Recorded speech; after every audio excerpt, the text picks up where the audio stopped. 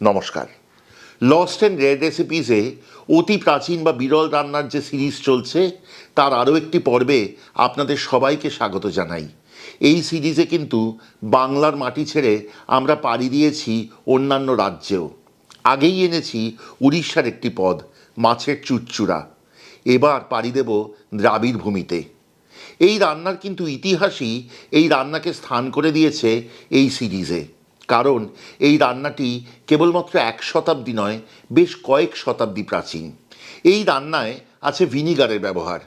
Vinegar আমাদের দেশে পদার্পণ করে প্রায় 500 বছর আগে পর্তুগিজদের হাত ধরে। তবে এই রান্না কিন্তু সঠিকভাবে বলা যায় না পর্তুগিজদের আগমনের পরেই শুরু হয়েছে।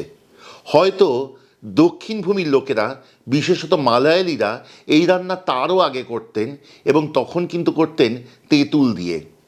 পর্তুগিজরা আসার পর এই রান্নায় ভিনিগারের ব্যবহার শুরু হয়। আজকেও আমি ভিনিগার দিয়ে এই রান্নাটি করব। রান্নাটি যখন বঙ্গভূমিতে পৌঁছয়, বাঙালির সাধারণ মৎস্যপ্রীতির জন্য এই রান্নাটিকে বড় আপন করে নিতে ইচ্ছা হয়। আজকে শিখব খুব সুন্দর, খুব সহজ একটি রান্না, মাছের মৈলি। চলুন শিখি।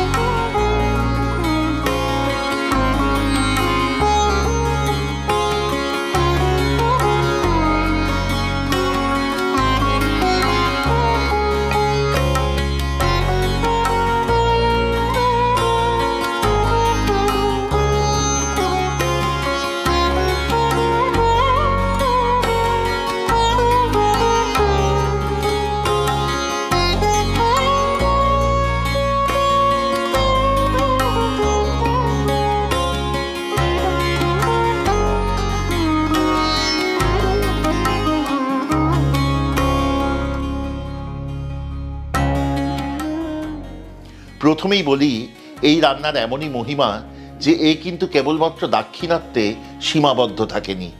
পূর্ব ভারতে ছড়িয়ে পড়েছে, তারপর ছড়িয়ে পড়েছে মধ্যপ্রাচ্যে এবং সিঙ্গাপুরেও, যেখানে এটি অতি জনপ্রিয় একটি পদ। এই রান্নার জন্য কিন্তু দক্ষিণের রীতি মেনে মাছ আগে ভেজে তুলবেন না। তারা তেমনভাবেই বেশিরভাগ মাছ রান্না করেন, যদিও বাঙালিদের রীতি আছে মাছ ভেজে তারপর ঝোলে ফেলবার। তবে যারা ভাবছেন যে এর জন্য মাছের আষ্টে গন্ধ লাগবে, আমি কথা দিচ্ছি একেবারেই লাগবে না। এই রান্না এমনই সুন্দর। এর জন্য প্রথমে কড়াইয়ে সাদা তেল নিন এবং তারপর তেল গরম হলে তাতে ভাজতে থাকুন ছোট্ট কুচি করে কাটা পেঁয়াজ।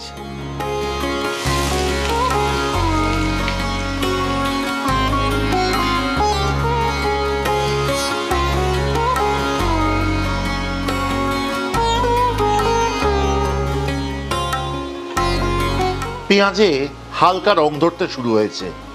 এবার এতে দিয়ে দিন 1 চা চামচ পরিমাণ রসুন বাটা, 1 চা চামচ আদা বাটা, খানিকটা কারি পাতা এবং খুব অল্প নারকেলের দুধ।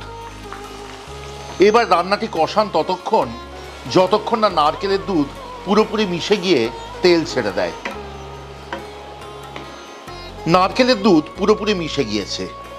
এবার এতে যোগ করুন নিজের স্বাদ অনুযায়ী কাঁচা লঙ্কা কুচি, 1/2 কাপ নারকেল কোড়া, 1/2 টেবিল চামচ হলুদ গুঁড়ো, 1/2 টেবিল চামচ ধনে গুঁড়ো, 1/2 টেবিল চামচ জিরে গুঁড়ো এবং আরও 1/2 কাপ নারকেলের দুধ।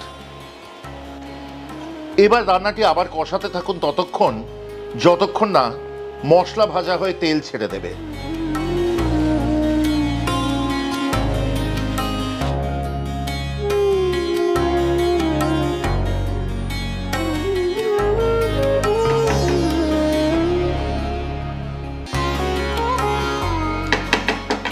মশলা কষে তেল ছেড়ে রান্নাটিতে এক অপূর্ব সুন্দর সোনালি রং এসছে। এইবার করতে হবে পরপর 3টি কাজ। প্রথমত, আঁচ কমিয়ে আনুন, মাঝারির চেয়েও একটু কমে। দ্বিতীয়ত, রান্নাটিতে মাছের টুকরোগুলি আস্তে আস্তে ছেড়ে দিন এবং তারপর এক পিঠ বেশ মোটামুটি ভালো করে হয়ে গেলে মিনিট 4-5 বাদে প্রত্যেকটি মাছ উল্টে দিন।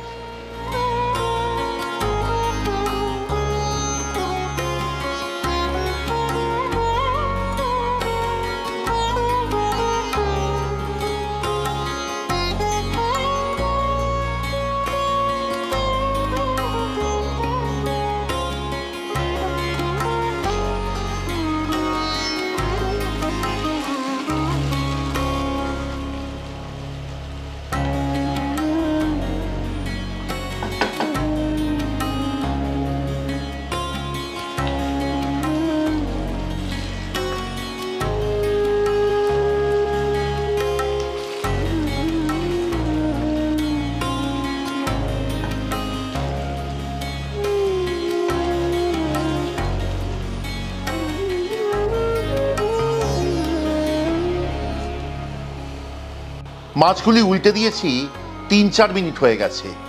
এবার এতে ঢেলে দিন আরও 1.5 থেকে 2 কাপ পরিমাণ নারকেলের দুধ, সাথে স্বাদ অনুযায়ী নুন এবং হালকা হাতে রান্নাটি নেড়ে দিন।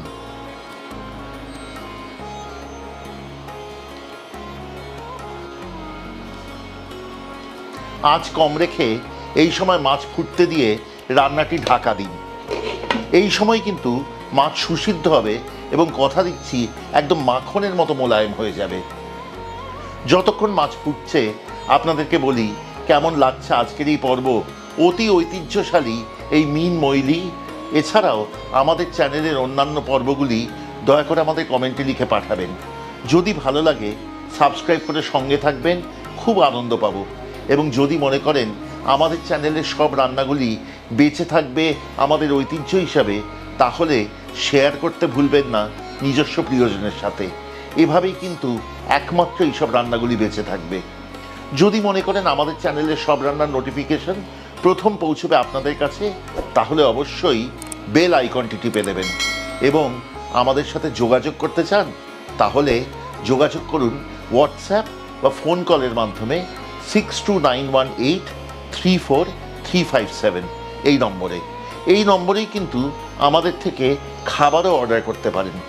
যারা প্রবাসে থাকেন তারা কলকাতা, নিউ টাউন বা সল্টলেকে নিজের প্রিয়জনের কাছে উপহারস্বরূপ খাবার পৌঁছে দিতে পারেন, অথবা যারা কলকাতায় থাকেন তারা নিজেদের জন্য অর্ডার করতে পারেন এই নম্বরেই 6291834357। এইবার রান্নাটি 7 থেকে 8 মিনিট হতে দিন। মিনিট 6-7 মধ্যে দেখবেন ঝোল ঘন হয়ে গেছে এবং মাছও সুসিদ্ধ হয়েছে। এবার রান্নাটি শেষ করবার পালা। ওপর থেকে ছড়িয়ে দিন 1.5 থেকে 2 টেবিল চামচ পরিমাণ ভিনিগার। এবং যদি আপনি একটু ঝাল পছন্দ করেন, যেমন আমি করি, দিয়ে দিন আরেকটু কাঁচা লঙ্কা কুচি।